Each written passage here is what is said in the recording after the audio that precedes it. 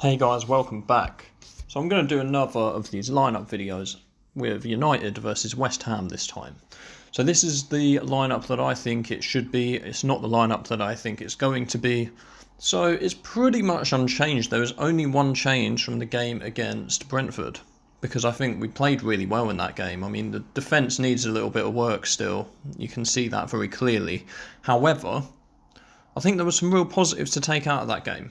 So I'm just going to talk a little bit about that. I mean, Scott McTominay was excellent in the holding midfield role. And I've been someone, I say this as someone who's outspoken that he should never be played in that role. However, if you think about when he was first introduced to the team under Jose Mourinho, that was what everyone thought his position was. And then everyone sort of decided that he was this box-to-box midfielder that could get in the box and, play creative passes and score goals. I've never thought that about Scott McTominay. But if he can just learn the discipline to play that position and do what he was doing, then he could be really good in that role and he could have a future in that role for Manchester United. So that being said, we'll get on with the lineup. So David De Gea in goal. I think David De Gea and the back four picks itself here. Varane and Lindelof, because that was a successful partnership. Now, this is not what I expect to happen. I do think Maguire will most likely come in this game. I think it will be Varane and Maguire starting, but I actually think Lindelof done all right against Brentford. And Dalot and Telles, they've been doing quite well as well. And I think they give us, both of them are better attacking players overall than Luke Shaw and Wan-Bissaka are. So I think that's why we're sort of proceeding with them for now, as well as the fact that obviously Luke Shaw and Wan-Bissaka got fitness issues. So that's what I think the back four should be, and I think that's, with the exception of Maguire, I think that's what it will be. Scott McTominay, I'm going to put him in the holding role again, because I thought he was excellent, despite being someone that, as I've said before, I don't like him as a player. I hated the idea of him and Fred playing a double pivot. But this formation makes it completely different. And I've been saying we should play this formation for years. Years. This has been the best formation in football for the last 5 years, and I don't understand why people don't get that. At the end of the day, you look at all the best teams in the world, like all the teams that have been winning stuff, they've all been playing this formation. The Real Madrid team that won like 3 or 4 Champions Leagues in a row, they were playing the 4-3-3. Man City play the 4-3-3. I'm pretty sure PSG play the 4-3-3. Liverpool play the 4-3-3. These are all the best teams in Europe, and they all play this formation.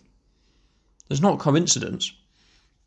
So anyway, McTominay in the holding midfield role. Now, Fred and Fernandes, this is obviously not my preferred pairing, but I thought Fred played very well against Brentford, played a great ball for Anthony Elanga's goal. So I don't really think you can change that. I think you have to keep the momentum the same here. So I think we have to keep the midfield the same. You've got to keep Fred Fernandes and McTominay. That's what it should be. They all played well. They all contributed to that midfield in their own sort of different ways. So I think that's where it should be. Now, up front, this is going to be controversial, but this is where the only change happens, and I'll explain why. Cristiano Ronaldo is 36, 37 years old, right? He shouldn't be playing every single game. He just shouldn't. And I don't think this West Ham game, I don't think this is necessarily a game for him to start. I think this is a game where if we're not winning, we put Ronaldo on late. I think this is going to be a tight game. We put Ronaldo on late to get a late goal. I think this is going to be one of them ones. This is what we should be doing. So I'm going to say Elanga on the left. I think he's been excellent the 2 games that he's played. He's got a lot of commitment as well. That's what I like about him. He doesn't think he's made it in the way that someone like Rashford does, for example.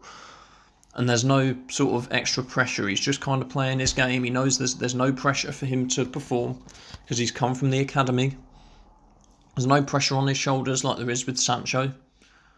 So Anthony Elanga is in a good place right now and he's playing very well.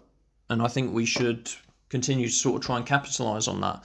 Maybe this will be the game where, he doesn't quite play well enough and we drop him for the next game. I don't know, but I think we should play him again. I don't think we will. I think Rashford will come back in here. I think it'll be Rashford, Greenwood and Ronaldo, if I'm being honest. I think that's going to be the front 3. But I think we drop Ronaldo to the bench, give Greenwood a chance to play out front. He scored in the last game playing on the right, but, He's looking really sharp. Give him a chance to play in the centre forward role where he prefers, and then that also gives Elanga a chance to start on the left, and then you've got Sancho to come in on the right on his preferred side, or supposedly his preferred side. I don't know what his preferred side is. This is just what people say. So Sancho, Elanga and Greenwood as the front three, and that's how I think it should go down. And I do think this will be a tight game against West Ham, but I think we're going to win this. I think it's going to be sort of a 2-0. We're looking at 2-0, I think. But again, bring Ronaldo on as sub. I think that's the way. I think that's the way in a lot of these games where it's going to be tough and it's going to be physical. I think bring him on when it's late and he'll nick us a goal. So guys, let me know what you think about that. Let me know what you think in the comment section. As always, please like the video and please subscribe to the channel. My Patreon is also in the description, so if you want to become a patron, you can look into that as well. Thank you very much for watching. As always, I will see you next time.